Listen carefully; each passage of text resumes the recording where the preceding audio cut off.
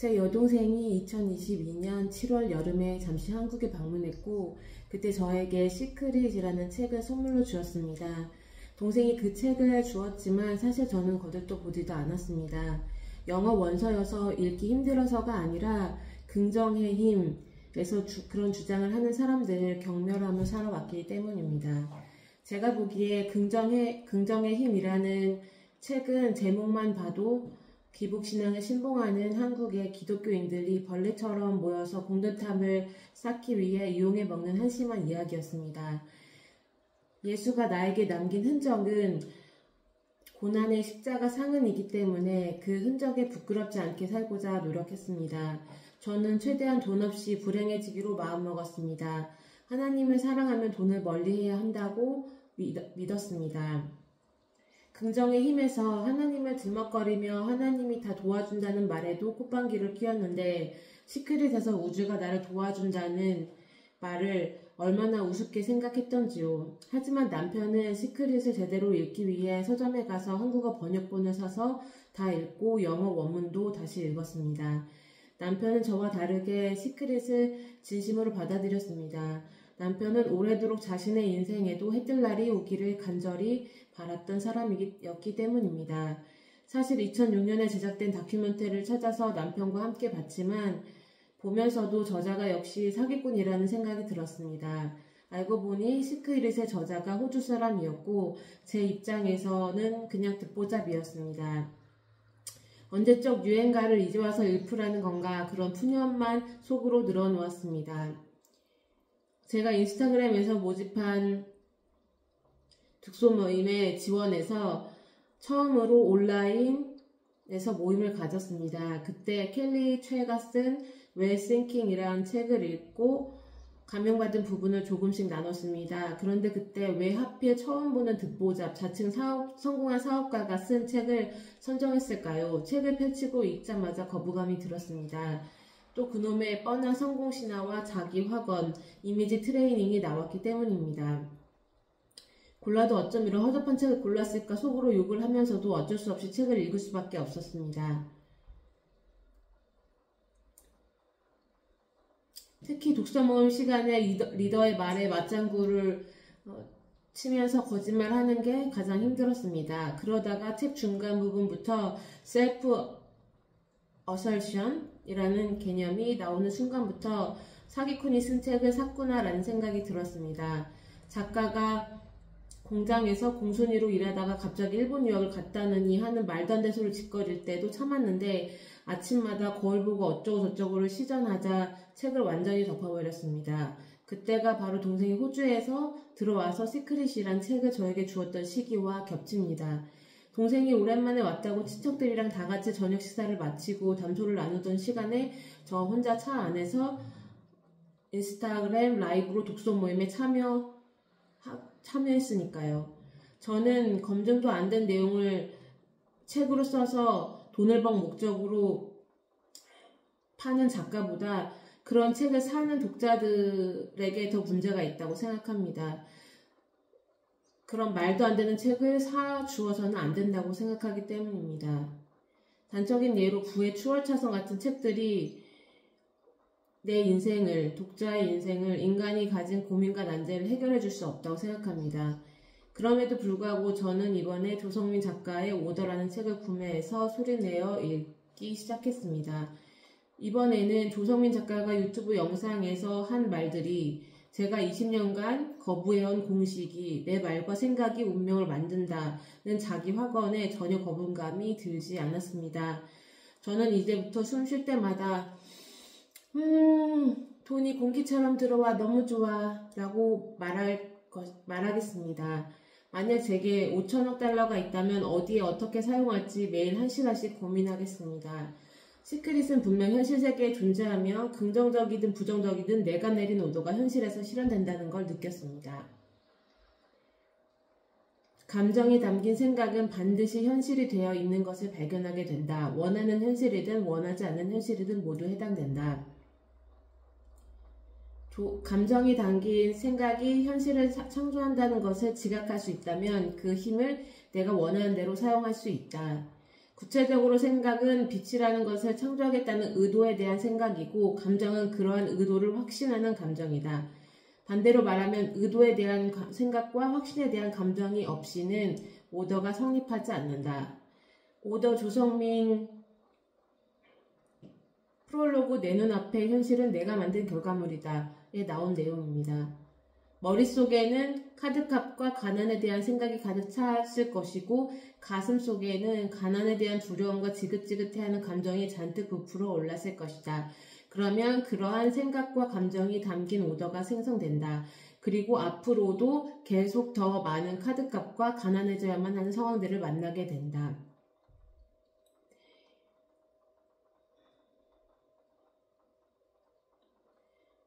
제가 살아오면서 느꼈던 대부분의 감정들이 부정적인 감정이었고 돈에 대해서 특히 더 그랬고 가난에 대해서 굉장히 지긋지긋해 하면서도 거기서 벗어날 생각을 하지 못했고 그냥 그렇게 끌려다니면서 어차피 내 인생을 바꿀 수 없을 것이라고 생각했고 그게 정해진 답이라고 생각을 했었는데 그래서 항상 절망적이라고 생각하면서 살아왔고 그래서 그런 생각이 계속해서 현실화되고 있다는 생각이 들기도 합니다. 이제는 지속적으로 남편이나 주변 사람들이 그런 부정적인 생각에서 벗어나는 게 좋겠다고 얘기를 해줬지만 그럴 생각이 없었어요. 제가 가지고 있던 거부감이 너무 컸기 때문에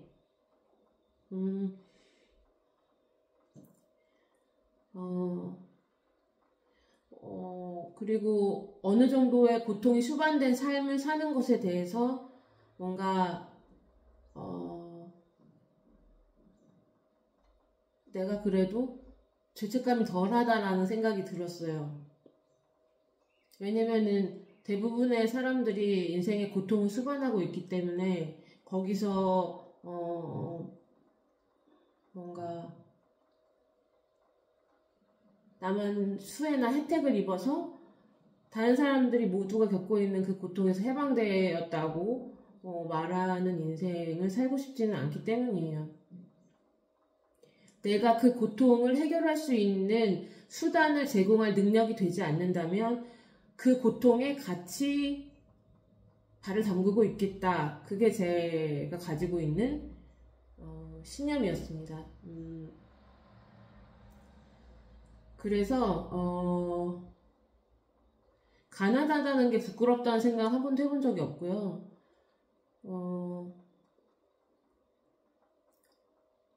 저는 좀 극단적이고 좀 반대되는 생각을 하려고 노력하는 사람이어서 가난이 특권이라고 생각하면서 살았습니다.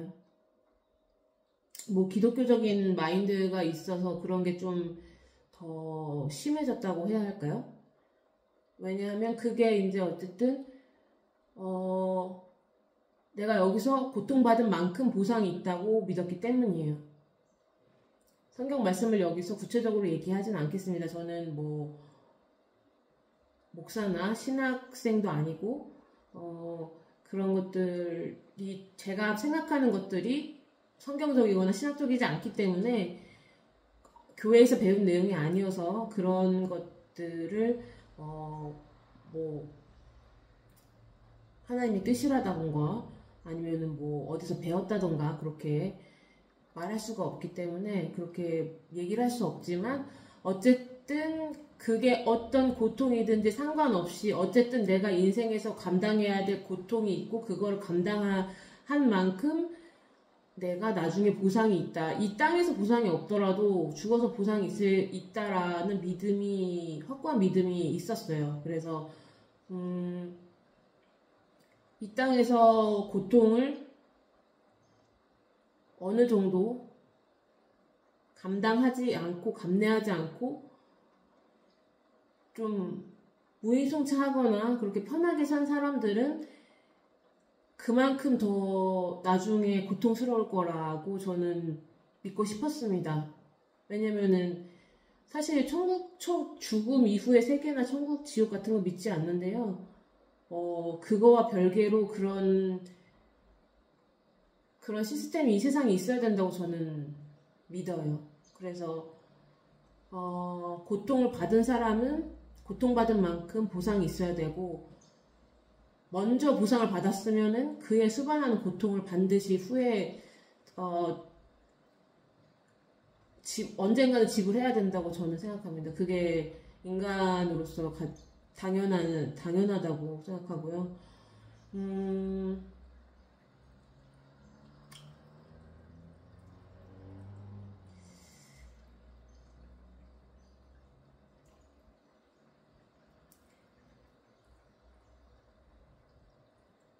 그런 것 같습니다. 어쨌든 제가 하고 있는 생각들에 대해서 인생이 안 풀리기도 하고, 뭐 인생이 어떤 방향으로 갈지는 모르지만 잘 풀릴 수도 있다고 생각해서일 수도 있지만, 한편으로는 이런 생각이 들었습니다. 돈이 공기처럼 들어오면 나쁜 걸까? 돈이 공기처럼 들어오면 죄책감을 느껴야 할까? 내가 5천억 달러를 가지는 것은 나쁜 걸까? 그런 돈이 있어서 할 수 있는 일이 무궁무진해지면 죄책감을 느껴야 할까? 나쁜 빚, 카드값이 많아지는 건 과연 좋은 걸까? 평생 카드값을 갚든지 못 갚든지 늘 쩔쩔매며 절망감을 느껴야 할까? 제한된 10년 속에 갇혀 살면서 바닥만 쳐다보는 게 과연 좋은 걸까? 항상 주변 사람들에게 매번 손을 벌리고 도움을 받으면서 근근히 살아가며 무력감을 느껴야 할까?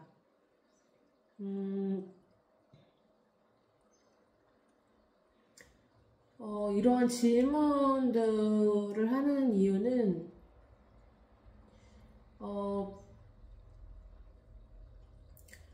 돈이 노력한 대가, 노력해서 얻는 보상이라는 신화나 성공 신화나 그런 신념이 저는 애초부터 틀렸다고 생각했고요.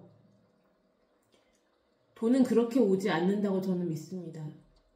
그래서 돈을 공기처럼 쓰는 사람들이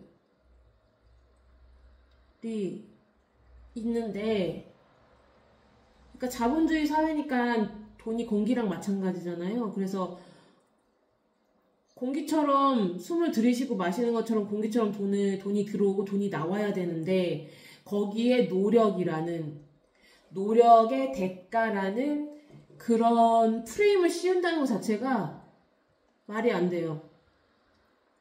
내가 노력해서 번 돈이니까 이만큼을 받아도 돼. 우리 엄마 아빠가 노력해서 산 집이니까 이건 내가 받아도 돼. 우리 조상이 노력해서 만든 일군 그런 재산이니까 받아도 돼.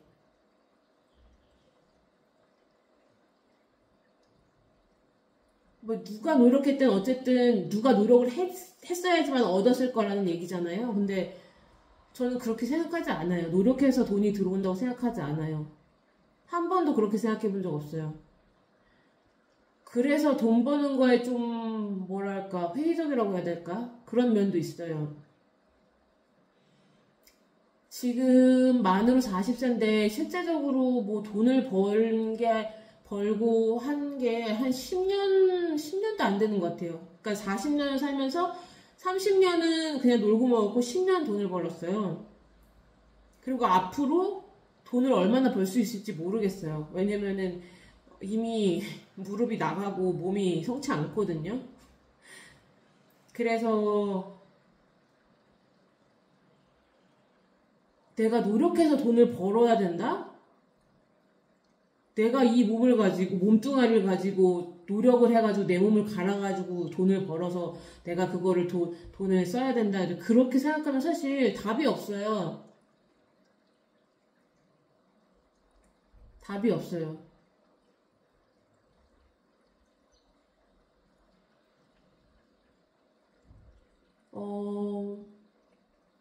저는 돈이 공기처럼 들어오고 공기처럼 나가야 된다고 생각해요. 저는 그래서 자본주의가 바뀌어야 된다고 생각해요.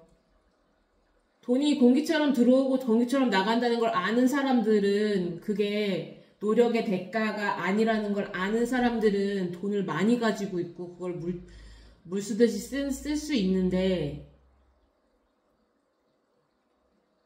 돈을 조금 가진 사람들은 공기처럼 못 쓰니까 이게 금처럼 보이는 거예요. 아, 어디 가서 캐내야지. 내가 막 죽어라 이래서 이걸 캐내고 어디 뭐 이렇게 찾으러 다니고 하는데 사실 돈은 금이 아니거든요. 그래서 그런 환상, 돈이 노력의 대가여야만 한다는 그 프레임을 깨 부숴야 된다고 생각해요. 그냥 돈이 공기처럼 들어오고 공기처럼 나가야 된다고 생각해요.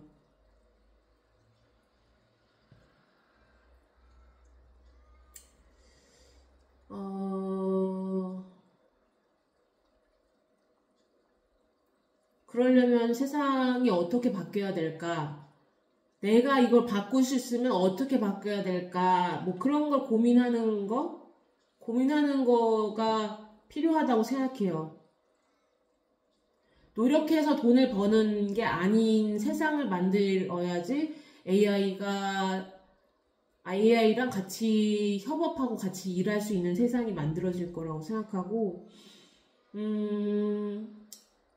그래서 사람들이 다 프리랜서로 AI랑 같이 일을 하면서 돈을 벌 수 있는 그런 시대가 왔으면 좋겠어요.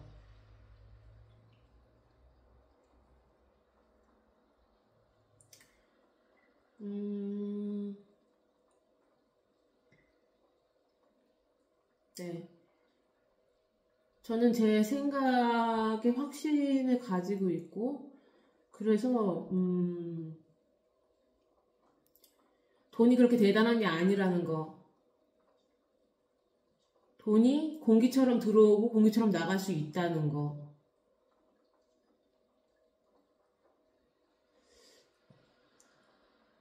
그런데 그 돈에 얽매여서 쩔쩔매며 사는 인생, 아, 돈이 없어서 불행하다라고 생각하며 사는 인생은 더 이상 만들지 말아야 된다고 생각하고,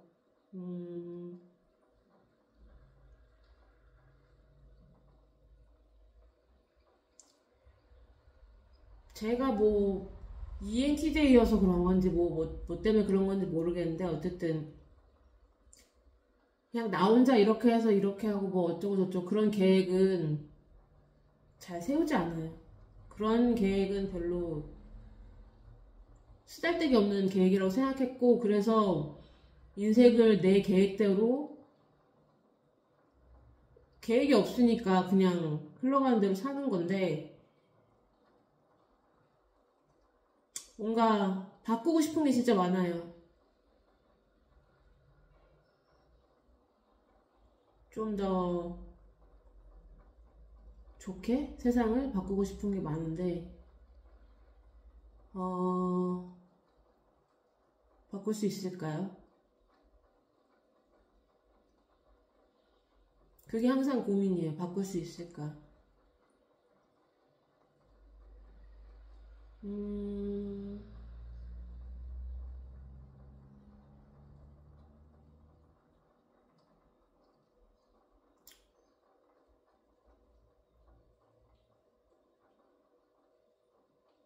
고민하면 답이 나올까요? 어떤지 모르겠는데 다 같이 고민할 필요가 있다고 생각해요. 아, 나 얼마 벌었어, 나 얼마 뭐 투자해서 얼마 벌었어 이런 거 말고 좀 이런 걸 같이 얘기할 수 있는 사람이 있었으면 좋겠어요. 이런 부분에 대해서. 사실 지금 흘러가는 자본주의 그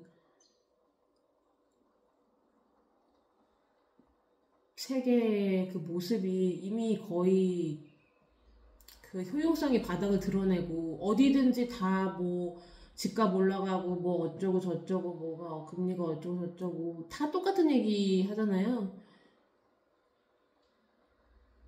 기술이 발전했는데도 전혀 뭐 미국이라고 뭐 대단한 것도 없고 뭐 손 써볼 수 있는 게 별로 없고 지금 세계화가 되면서 더 심화되면서 그런데 자본주의 말고 다른 거 얘기하면 무슨 뭐 사회주의자인 것처럼 뭐 공산주의자인 것처럼 얘기를 하는데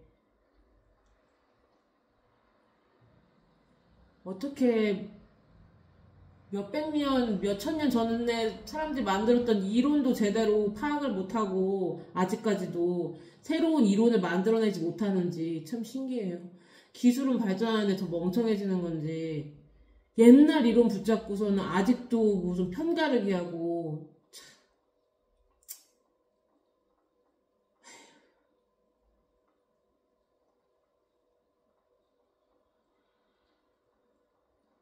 누구한테 대고 얘기하는지는 모르겠지만 어쨌든 제가 무슨 얘기 하는지 아시겠죠?